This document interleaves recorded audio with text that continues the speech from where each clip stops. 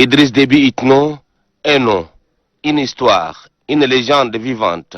Cet homme au parcours exceptionnel, couronné d'histoire et de réussite, est un patriote au sens propre du terme, mais qui est en réalité ce guerrier tenace qui a vécu les événements majeurs qui ont marqué l'histoire du Tchad.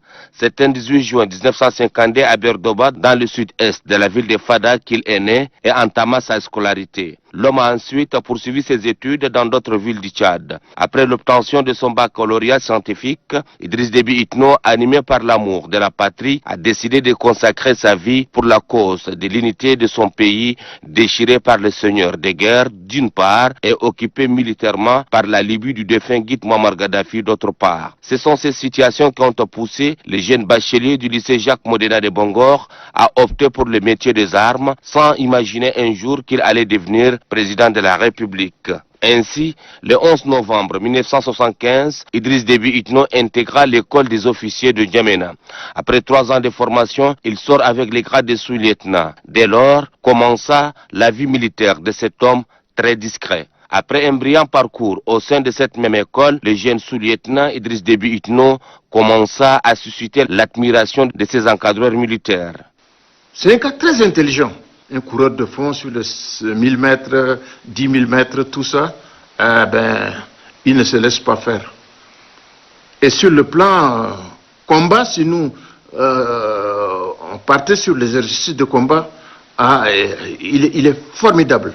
Très brillant selon ses promotionnaires de l'école des officiers de N'Djamena, le jeune Idriss Déby Itno a retenu l'attention de ses encadreurs composés de Français, de Tchadiens et de ressortissants d'autres nationalités. Selon ses camarades de classe de l'école des officiers de N'Djamena, déjà à 21 ans, le jeune officier avait la carrure d'un vrai meneur d'hommes. Il aimait beaucoup les sciences, très fort en sciences, mais c'était un gars calme, préparé psychologiquement et moralement pour être chef, être un meneur d'hommes.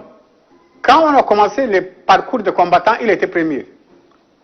Quand on a commencé les tirs, il était premier. Quand on a commencé les 8 km de marche, il était premier. L'année suivante fut lancé un test psychotechnique pour une formation de pilotes militaires en France. Idriss Déby Itno surprend encore. Il décida d'embrasser les métiers du ciel. L'aspirant Déby et l'aspirant Belendo, c'est-à-dire moi-même, était retenu. Et je me suis retrouvé donc avec Idriss Déby Itno en formation de pilotage. À Hasbrook, nous avons remarqué en l'élève officier Idriss Déby Itno l'esprit d'équipe, de solidarité. Et aussi le sens de se souder pour s'en sortir ensemble. Après de brillantes études en France, Déby regagna le pays nanti de la licence des pilotes professionnels. Le 12 février 1979 éclata en N'Djamena une guerre civile. Le pays est déchiré entre plusieurs tendances militaires qui cherchaient toutes à conquérir le pouvoir. C'est ainsi que le jeune officier choisit parmi les 11 tendances celle des forces armées du Nord FAN pour faire face à l'occupation libyenne. La vingtaine révolue, le jeune officier Idriss Déby fut nommé commandant des opérations en N'Djamena. La mission qui lui a été confiée est de déloger de la capitale les forces du gouvernement d'union nationale de transition GUNT, mieux équipées puisqu'appuyées par les troupes aériennes et terrestres libyennes. Le 7 juin 1982, lorsque l'ex-président Hissène Habré prend le pouvoir, Idriss Déby Itno a été à la tête des FAN à leur entrée dans la capitale. Chef militaire charismatique, courageux et ne connaissant que la culture de la victoire sur l'ennemi, Idriss Déby Itno est aussi le libérateur du peuple tchadien de la dictature d'Hissène Habré. Prêt à payer les prix quand il s'agit d'une menace contre son pays, Idriss Déby Itno est le seul chef d'État en exercice qui dirige personnellement les opérations militaires sur le terrain. 13 avril 2006, 2 février 2008 ou plus récemment, l'opération Colère de Bohoma corrobore cette assertion qui confirme le haut fait militaire de cet homme.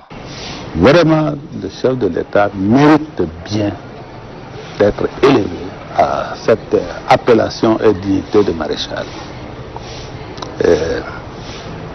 Pour nous, les promotionnaires, ça ne peut que vraiment nous rendre heureux parce que c'est un de nôtres. C'est notre promotion. Franchement, nous disons bravo. Au vu des multiples sacrifices qu'il a consentis, le maréchal du Tchad, Idriss Déby Itno, mérite bien la reconnaissance et l'honneur rendu par les élus du peuple pour couronner les loyaux services qu'il a rendus à la nation tchadienne.